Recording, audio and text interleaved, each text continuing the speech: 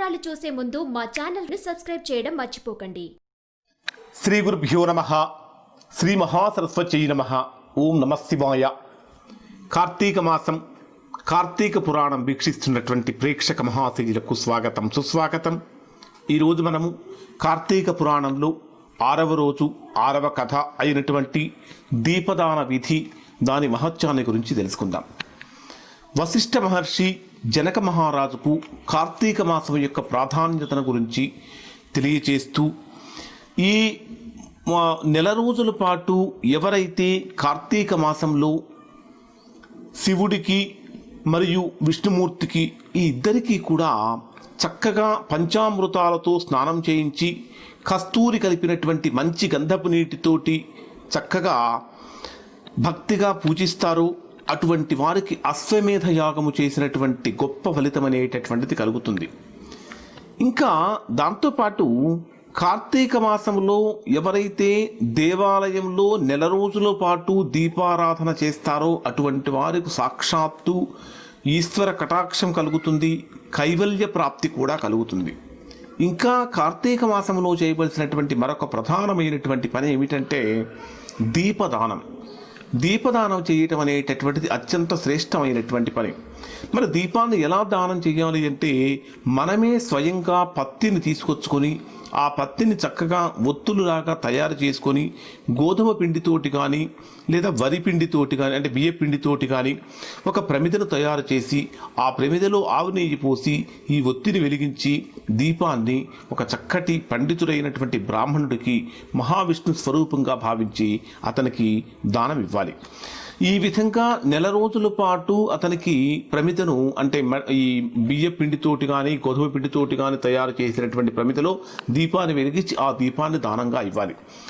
ఆ తరువాత చివరలో ఆఖరి రోజున ఏం చేయాలంటే, ఒక వెండి ప్రమిదను తయారు చేయించుకొని దాంట్లో ఒక బంగారపు ఒత్తిని వేయించుకొని అంటే బంగారపు ఒత్తిని పెట్టి మరలా ఒక బియ్య పిండితోటి కానీ గోధుమ పిండితోటి కానీ మరలా ఒక ప్రమిదను తయారు చేసి దాంట్లో దీపాన్ని వెలిగించి ఈ రెండింటినీ కూడా ఈ నెల రోజుల పాటు మనం ఏ బ్రాహ్మణుడికైతే వీటిని దానంగా ఇచ్చామో ఇవి కూడా అతనికే దానంగా ఇచ్చి ఆశీర్వాదం అనేటటువంటి తీసుకోవాలి.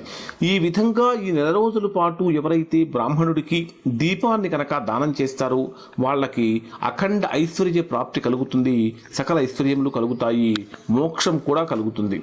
దీపదానం చేసేటటువంటి వారు ఒక మంచి శ్లోకాన్ని కూడా మీరు చెప్పాలి. ఇది నెల రోజులు చేయలేనటువంటి వారు కనీసం కార్తీక మాసంలో ఒక్కరోజైనా సరే దీపదానం కనుక చేసినట్లయితే దాని వలన కలిగేటటువంటి ఫలితం కూడా అసలు మాటలలో చెప్పటానికి వీలు లేనంత ఫలితం కలుగుతుంది. దీపదానం చేసేటప్పుడు సర్వజ్ఞానప్రదం దివ్యం సర్వసంపత్ సుఖావహం దీపదానం ప్రదాస్యామి శాంతిరస్తు సదామమ అంటే, నేను కార్తీక మాసంలో మిమ్మల్ని మహావిష్ణు స్వరూపంగా కానీ శివస్వరూపంగా కానీ భావించి నేను మీకు ఈ దీపాన్ని దానం చేస్తున్నాను. దీని యొక్క అర్థం ఏమిటంటే, ఈ దీపం అనేటటువంటిది అన్ని రకాలుగా జ్ఞానాన్ని కలిగించేటటువంటి విధంగా సకల సంపదలను ఇచ్చేటటువంటిది అయ్యి నన్ను సదా రక్షించుకాక, నాకు సదా శాంతిని చేకూర్చుకాక అనేటటువంటిది ఆ శ్లోకం యొక్క భావం. ఈ విధంగా కనుక చేసినట్లయితే తద్వారా అఖండమైనటువంటి ఫలితం కలుగుతుంది. దీపదానం కూడా చేసిన తర్వాత అన్నదానం కూడా చేయాలి. కనీసం 10 మంది బ్రాహ్మణులకు చక్కటి సంతృప్తిగా భోజనాలు కనుక పెట్టి వారితో పాటు కలిసి చక్కగా కనుక తిన్నట్లయితే తద్వారా మంచి పుణ్యఫలం కూడా కలుగుతుంది. ఇది చేయటం వల్ల చక్కటి విద్యాభివృద్ధి కలుగుతుంది, తర్వాత ఐశ్వర్య వృద్ధి కలుగుతుంది, సిరి సంపదలు కలుగుతాయి, సమస్తమైనటువంటివి అన్నీ కూడా కలుగుతాయి అని వశిష్ఠుడు జనక మహారాజుకు చెప్తాడు.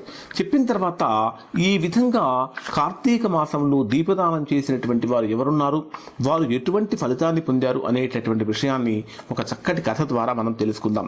లుబ్ధ వితంతువు స్వర్గమునకు పోయినటువంటి విధానం.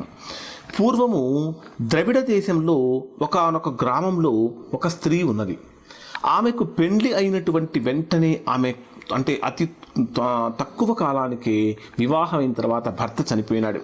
చివరికి బంధువులు కానీ కొడుకులు కానీ ఎవ్వరూ లేకపోవటం వల్ల ఒంటరిగా జీవితాన్ని నెట్టుకుంటూ అంటే ఇళ్లల్లో పని మనిషిగా పనిచేసి దాసి పని చేస్తూ అక్కడే భుజిస్తూ ఉన్నది. మనం ఇళ్లల్లో పనిచేసేటప్పుడు పని చేయించుకునేటటువంటి వారు సంతోషంతో ఏదైనా వస్తువులను కానీ ఏదైనా కనుక ఇచ్చినట్లయితే వాటిని బయట ఇంకా కొద్దిగా ఎక్కువ ధరకు అమ్ముకుంటూ ఆ విధంగా కాలం గడుపుతూ ఉంది. ఈ విధంగా కొన్ని రోజుల పాటు వీళ్ళు ఇచ్చినటువంటి వస్తువులను మొత్తాన్ని ఎక్కువ ధరకు అమ్ముకొని ఆ విధంగా కొద్దిగా డబ్బును సంపాదించింది. ఆ సంపాదించినటువంటి డబ్బును మరలా వడ్డీలకు ఇస్తూ మరలా దాని ద్వారా ఇంకా ఎక్కువగా సంపాదించింది. ఆ తర్వాత ఎవరైతే దొంగతనాలు దోపిడీలు చేసి వస్తువులు కనుక తీసుకొస్తుంటారో అటువంటి వారి దగ్గర తక్కువ ధరకు ఆ వస్తువులను కొని మరలా వాటిని కూడా ఎక్కువ ధరకు బాగా అమ్మటం అనేటటువంటిది మొదలుపెట్టింది. ఈ విధంగా బాగా ధనం అనేటటువంటి సంపాదించింది. కూడబెట్టినటువంటి ధనంతో శ్రీమంతుల ఇళ్లలో ఉన్నటువంటి అంటే వడ్డీలకు ఇస్తూ చక్కగా ధనం అనేటటువంటిది నిరంతరంగా సంపాదిస్తూ ఉంది. శ్రీమంతుల ఇళ్లలో పనిచేస్తున్నప్పటికీ ఒక్కరోజు కూడా ఉపవాసం చేయటం కానీ, శివుడికి అభిషేకం చేయటం కానీ, దీపం వెలిగించడం కానీ ఇవి ఏమీ కూడా చేయలేదు. ఒక్కరోజు కూడా తీర్థయాత్రలకు వెళ్ళటం కానీ, కనీసం 10 మందిని పిలిచి భోజనం పెట్టడం కానీ ఎప్పుడూ ఏ రోజు కూడా చేయలేదు. ఈ విధంగా కొంతకాలం జరిగింది. అంటే ఆమె జీవితంలో ఎప్పుడూ ఒక నమస్కారం చేయటం కానీ, శివుడికి లేదా ఒక దీపారాధన వెలిగించడం కానీ, ఒకరోజు ఉపవాసం ఉండటం కానీ ఇట్లాంటివి ఏమీ కూడా చేయలేదు. ఈ విధంగా కొంతకాలం జరిగిన తర్వాత ఒకరోజు ఎవరైతే ఈ లుప్త వితంతువు నివసిస్తున్నటువంటి గ్రామానికి ఒక చక్కటి బ్రాహ్మణ పండితుడు ఒకడు శ్రీరంగంలో ఉన్నటువంటి రంగనాయకులను సేవిస్తూ ఆ గ్రామానికి అంటే మార్గ మధ్యంలో ఆ గ్రామానికి వచ్చాడు. అక్కడ ఒక సత్రంలో మజిలీ చేశాడు. అంటే అక్కడ ఒక సత్రంలో బస చేశాడు. అతడు ఆ గ్రామంలో ఉన్నటువంటి మంచి చెడులను మొత్తాన్ని కూడా పూర్తిగా విచారిస్తూ తెలుసుకొని ఆ తర్వాత ఆ పిసినారి స్త్రీ అంటే డబ్బు అయితే ఇళ్లలో పని చేసుకుంటూ బాగా సంపాదించింది కానీ ఎప్పుడు ఎక్కడ ఎవరికి దానం అనేటటువంటి చేయలేదు. ఆ పిసినారి స్త్రీ యొక్క సంగతి తెలుసుకొని ఆమె వద్దకు వెళ్ళి ఆమెకు కొన్ని మంచి మాటలు హితబోధ చేశాడు. అమ్మా, నీవు కష్టపడే డబ్బు సంపాదించావు, కానీ నీవు సంపాదించినటువంటి డబ్బును నీవు ఎక్కడా ఎవ్వరికీ ఖర్చు పెట్టడం లేదు. నీవు ఏమనుకుంటున్నావంటే ఈ శరీరం శాశ్వతం అనుకుంటున్నావేమో. ఈ శరీరం అనేటటువంటిది ఏమాత్రమూ శాశ్వతం కాదు. మన జీవితం అనేటటువంటిది బుద్భుత ప్రాయం అంటే నీటి బుడగ వంటిది. ఎప్పుడు మన శరీరంలో నుంచి మన ప్రాణం పోతుందో, ఎప్పుడు మృత్యువు మనల్ని కబలిస్తుంది అనేటటువంటి విషయం మనకు తెలియదు.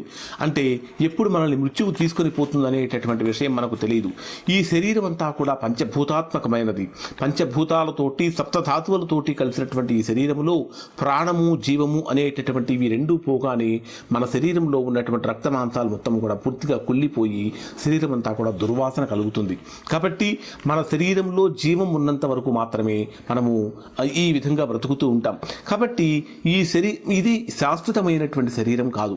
ఈ శరీరాన్ని మనం ఉన్నప్పుడే ధర్మ కార్యాల కోసం మనం వినియోగించాలి. అజ్ఞానంతో కానీ దురాలోచనతోటి కానీ మనము చేసేటటువంటి పనుల వలన మనకు ఏ విధమైనటువంటి లాభము కలగదు. ఇప్పటి వరకు నీవు ఒక్కరోజు కూడా ఉపవాసం చేయలేదు, ఒక్కరోజు కూడా దీపదానం చేయలేదు, ఒక్కరోజు కూడా శివుడికి అభిషేకించలేదు, కార్తీక మాసం యొక్క వ్రతాన్ని అసలు నువ్వు చేపట్టలేదు. కనుక ఇప్పటి వరకైనా సరే నీకు కోపం వచ్చినా సరే నేను చెప్పేటటువంటి మాటలను శ్రద్ధగా ఆలకించు. నా మాట ప్రకారం రాబోతున్నటువంటి కార్తీక మాసంలో ప్రతిరోజు కూడా శివుణ్ణి అర్చించి దీపదానం చెయ్యి. తద్వారా నీకు అఖండమైనటువంటి ఐశ్వర్యము, సిరి సంపదలు, మోక్షము కలుగుతాయని చెప్పాడు.